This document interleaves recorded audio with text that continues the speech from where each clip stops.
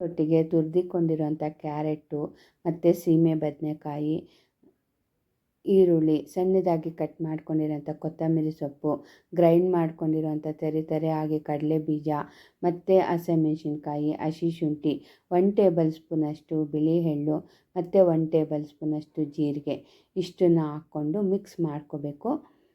ಇದಕ್ಕೆ ನಾನು 1 ಬೌಲಷ್ಟು ರಾಗಿ ಹಿಟ್ಟನ್ನು ಸೇರಿಸ್ಕೊಂಡು ರುಚಿಗೆ ತಕ್ಕಷ್ಟು ಉಪ್ಪನ್ನು ಹಾಕ್ಕೊಂಡು ಎಲ್ಲ ಮಿಕ್ಸ್ ಮಾಡಿಕೊಂಡ್ರೆ ನೋಡಿ, ಸೀಮೆ ಬದನೆಕಾಯಲ್ಲಿ ನೀರಂಶ ಎಲ್ಲ ಇರೋದ್ರಿಂದ ಹಿಟ್ಟನ್ನು ಕಲಿಸ್ಕೋಬೇಕಾದ್ರೆ ನೀರನ್ನು ಸ್ವಲ್ಪನೇ ಹಾಕ್ಕೊಂಡು ಕಲಿಸ್ಕೊಳ್ಳಿ.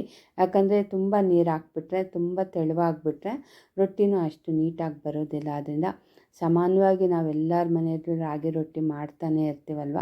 ಹೊಸದಾಗಿ ಕಲಿಯೋರಿಗೆ ಈ ವಿಡಿಯೋ ತುಂಬಾ ಅನುಕೂಲ ಆಗುತ್ತೆ ಮತ್ತು ತುಂಬ ಸುಲಭವಾಗಿಯೂ ಸಹ ರೊಟ್ಟಿನ ನಾವು ಮಾಡ್ಕೋಬೋದು. ನೋಡಿ, ರೊಟ್ಟಿ ಹಿಟ್ಟನ್ನು ಈ ಅದಕ್ಕೆ ಕಲಿಸ್ಕೊಂಡ್ರೆ ನಾವು ತೆಳುವಾಗಿ ರೊಟ್ಟಿನ ತಟ್ಕೋಬೋದು ಮತ್ತು ಟೇಸ್ಟು ತುಂಬಾ ಚೆನ್ನಾಗಿರುತ್ತೆ. ನೋಡಿ, ಈಗ ಹಿಟ್ಟು ರೆಡಿ ಆಯಿತು. ನೀವು ರೊಟ್ಟಿನ ತಟ್ಕೋಬೇಕಾದ್ರೆ ರೊಟ್ಟಿ ಪೇಪರ್ನಾದರೂ ಉಪಯೋಗಿಸ್ಕೋಬೋದು ಅಥವಾ ಈ ಥರ ಹೆಂಚಿನ ಮೇಲೆ ಆದರೂ ರೊಟ್ಟಿನ ನಾವು ಮಾಡ್ಕೋಬೋದು. ನೀವು ಅಡುಗೆ ಎಣ್ಣೆ ಆದರೂ ಪರವಾಗಿಲ್ಲ ಅಥವಾ ತುಪ್ಪ ಆದರೂ ಪರವಾಗಿಲ್ಲ, ರೊಟ್ಟಿಗೆ ಹಾಕ್ಕೊಂಡು ನೋಡಿ ತುಂಬ ಸಾಫ್ಟಾಗಿ ಮಾಡ್ಕೋಬೋದು. ಟೇಸ್ಟು ಅಷ್ಟೇ ಚೆನ್ನಾಗಿರುತ್ತೆ. ಇದಕ್ಕೆ ಒಳ್ಳೆ ಕಾಂಬಿನೇಷನ್ ಅಂದರೆ ಕಾಯಿ ಚಟ್ನಿ ತುಂಬಾ ಅದ್ಭುತವಾಗಿರುತ್ತೆ. ನೋಡಿ, ಈಗ ಸೂಪರಾದ ರಾಗಿ ರೊಟ್ಟಿ ರೆಡಿ ಆಯಿತು.